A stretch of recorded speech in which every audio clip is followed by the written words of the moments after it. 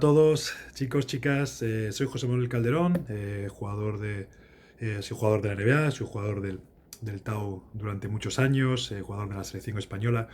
Y nada, aprovechar estos días también y esta oportunidad, pues para deciros que hay que hacer deporte, que hay que hacer deporte, que hay que hacer actividad física, que hay que moverse, en fin, ¿no? Y que creo que es muy bueno para el futuro, para vuestros cuerpos, para vuestra salud, tanto física como mental, que comáis bien, que comáis de todo, lo más equilibrado posible y lo más sano posible, porque creo que lo vais a agradecer en unos años. Y nada, que paséis unos buenos días aprendiendo mucho, ¿vale? Y hasta a ver si nos vemos pronto y de verdad seguís estos consejos. Un abrazo enorme y hasta la próxima.